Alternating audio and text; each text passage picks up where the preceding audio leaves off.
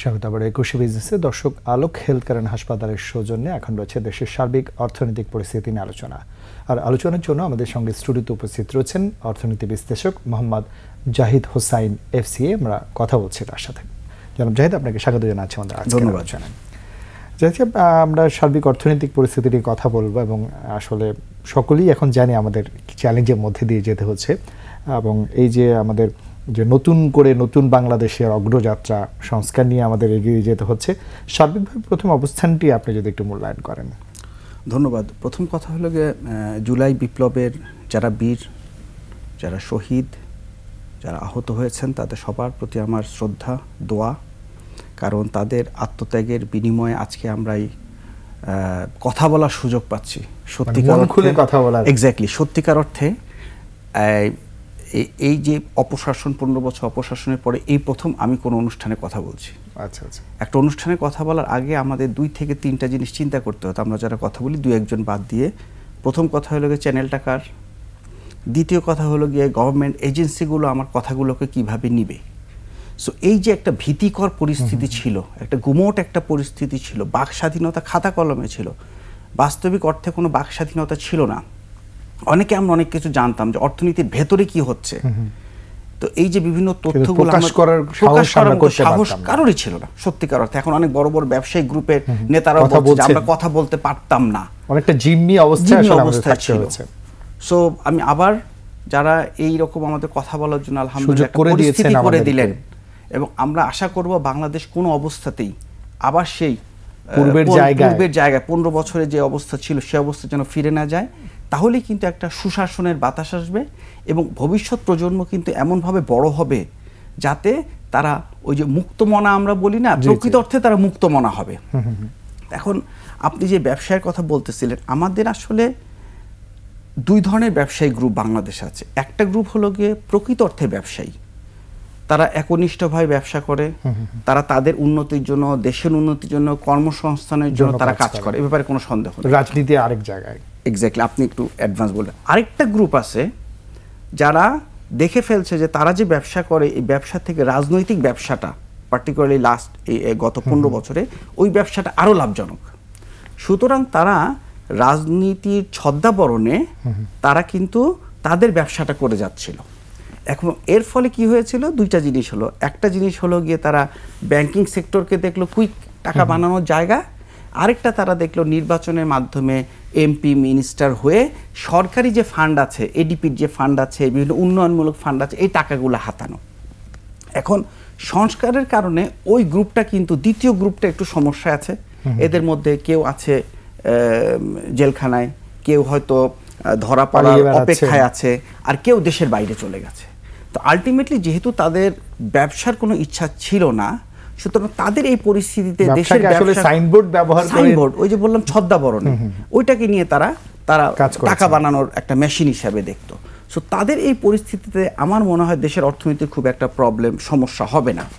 আর আপনি যখন একটা খারাপ অবস্থা থেকে ভালো অবস্থায় যাবেন, তখন একটা কিন্তু আমরা যেটাকে ইংরেজিতে টার্বুলেন্স বলি, একটা ঝাঁকি আসবে। তো এই ঝাঁকিটা কিন্তু আমরা নিব, কারণ দেশের 18 কোটি বলে 17 কোটি মানুষের মধ্যে খুব অল্প কিন্তু দুর্বৃত্ত। এই দুর্বৃত্তরা এখন রাষ্ট্রযন্ত্রতে নাই। আমরা আশা করি রাষ্ট্রযন্ত্রে যারা আছেন তারা হলো গিয়ে দেশকে পরবর্তী পর্যায়ে নিয়ে যাওয়ার একটা চ্যালেঞ্জ তারা নিয়ে কিন্তু রাষ্ট্রযন্ত্রে বসেছে, এই অন্তর্বর্তীকালীন সরকার। সো অন্তর্বর্তীকালীন সরকার সংস্কারের যেই পদক্ষেপটা নিয়েছে, এবং এই পদক্ষেপে ভুক্তিমূলক আমি বলবো, ইনক্লুসিভ, বিকজ বিভিন্ন পেশার মানুষ যারা সত্যিকার অর্থে দেশের উন্নয়নে অবদান রাখতে চায় তারা কিন্তু এগিয়ে সম্পৃক্ত হচ্ছে।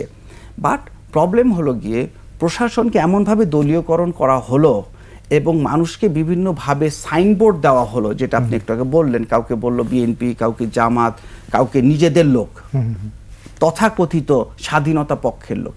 এই কর্মকাণ্ডগুলোর মাধ্যমে কিন্তু দেশটাকে কয়েক ভাগে বিভক্ত করে ফেলেছেন একেবারে। তো একটা শিপে যদি বিভিন্ন লোকজন থাকে এবং এক একজন যদি এক এক দিকে শিপটাকে নিয়ে যাওয়ার চেষ্টা করে, শিপটা কোনো দিকে, এবং তাই হচ্ছিল গত 15 বছরে। তো এখন আমার মনে হয় এই সংস্কার কার্যক্রম 1 মাস তো আসলে খুব অল্প সময়, রাতারাতিও সেটি হয়ে যাবে সেটিও প্রত্যাশা কেন আমরা করব? এটা ঠিক না। 16 বছরের জঞ্জাল সরাতে তো একটু সময় দিতে হবে।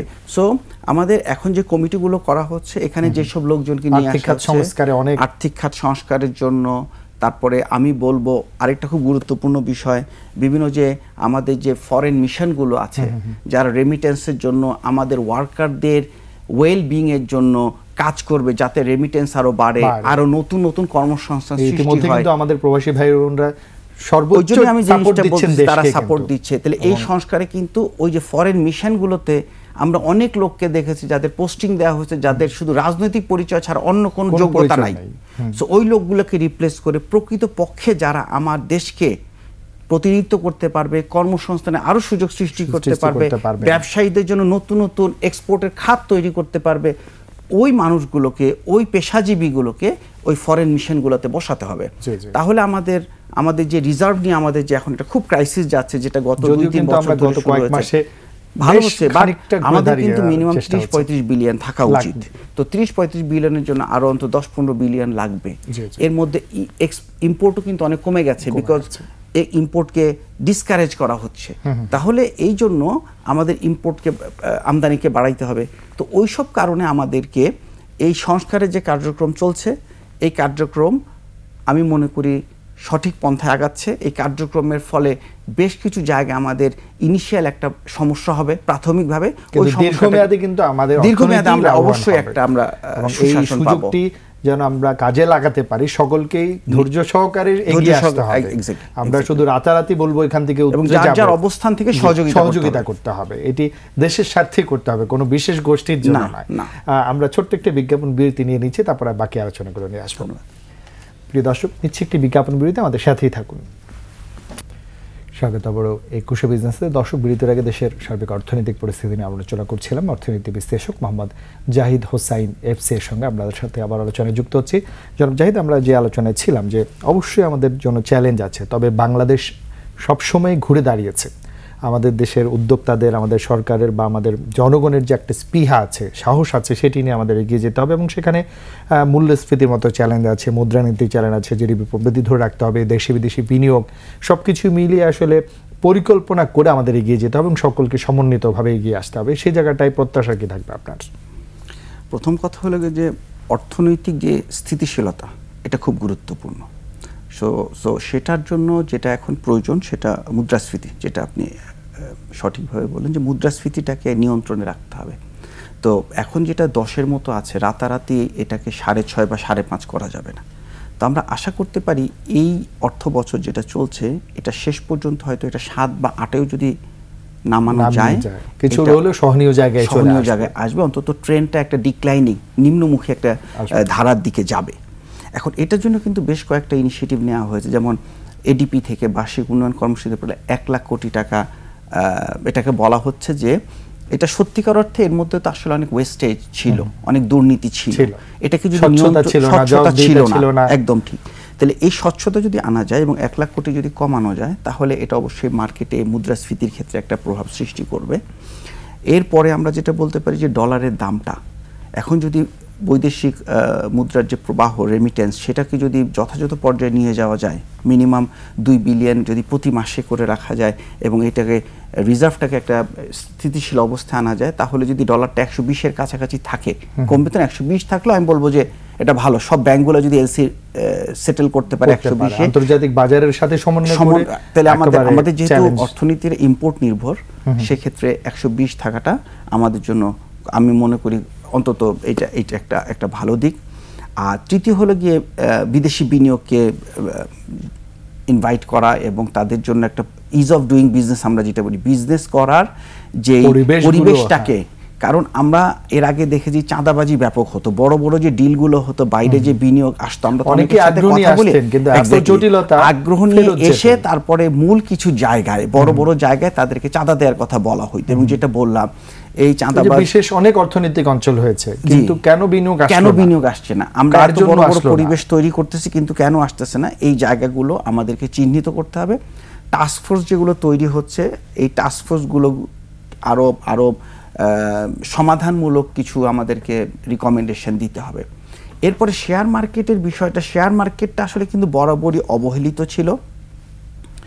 কিছু দুর্নীতিগ্রস্ত মানুষ শেয়ার মার্কেটকে ব্যবহার করে তাদের যেই ভাগ্য পরিবর্তন সেগুলোতে তারা বেশি অর্থ লোপাট হয়েছে, হাজার হাজার কোটি টাকা ব্যাংকের মতো। এবং ইব্রাহিম খালেদের একটা রিপোর্ট আজকে থেকে 15 বছর আগে, সেই রিপোর্টের যে বাস্তবায়ন করার জন্য যে বিষয়গুলো ছিল, যে সুপারিশগুলো ছিল, ওই সুপারিশগুলো কিন্তু এখন পর্যন্ত অনেকে এখনো রিপোর্টটা, দুটো কমিশন আমরা দেখেছি, খারিল কমিশন, শিবলি কমিশন, কারেক্ট, কেউ হয়নি।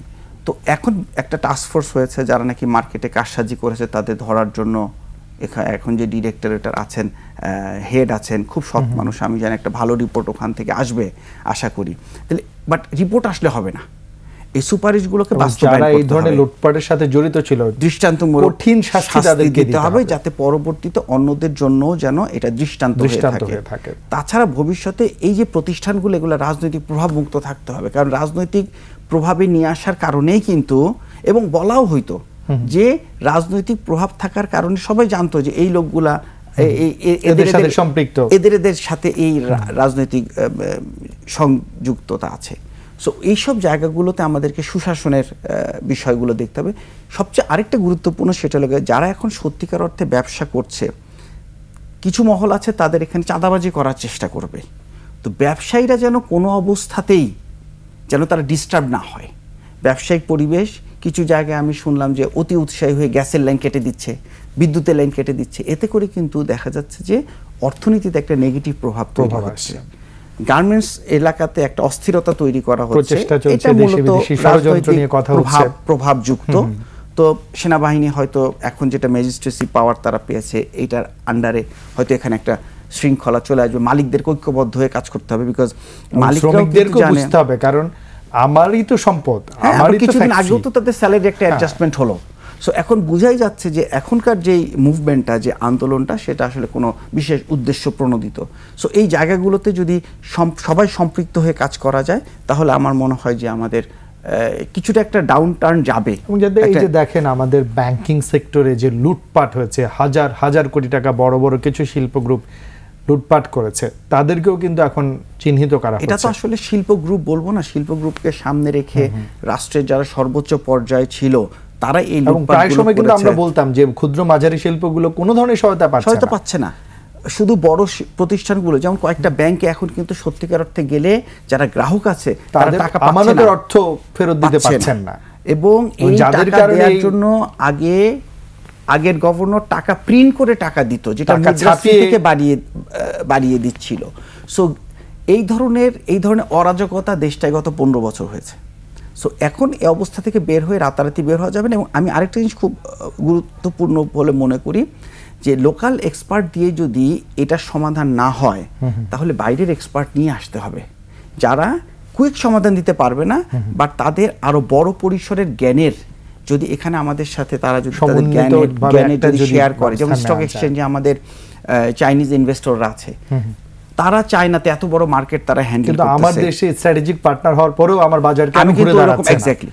সো তাদেরকে এমনও হতে পারে, আমি শিওর না, তাদেরকে হয়তো তাদের মতো করে কাজ করতে দেওয়া হয়নি, বিকজ তাদেরকে তাদের মতো করে নিরপেক্ষভাবে কাজ করতে দিলে কিছু লোকের স্বার্থ সিদ্ধি হবে না। সো তাদের স্বার্থ সিদ্ধিটাই ছিল কিন্তু অগ্রাধিকার। এখনো এই প্রচেষ্টা কিন্তু অব্যাহত আছে। আমরা পুঁজিবারে প্রায় দেখি ভালো যখন কেউ করতে যায় তার বিরুদ্ধে সবাই এক হয়ে যায়। এখান থেকে এই যে মালিকানা থেকে ব্যবস্থাপনা, এটি তো আসলে আলোচনা আলাদা হয়েছে, হয়নি।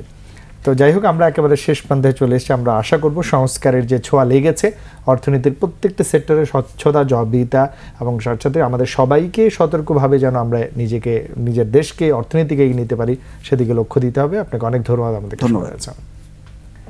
প্রিয় দর্শক, এতক্ষণ আলোক হেলথ কেয়ার হাসপাতালের সৌজন্যে দেশের অর্থনৈতিক পরিস্থিতি নানা দিক এবং করণীয় নিয়ে কথা বলছিলাম অর্থনীতি বিশ্লেষক মোহাম্মদ জাহিদ হোসাইন এফসি এর সঙ্গে। এবারে নিচ্ছে আরো একটা বিরতি, 2:30 আবার ফিরে আসবে একুশে বিজনেসে। আমাদের সাথেই থাকুন।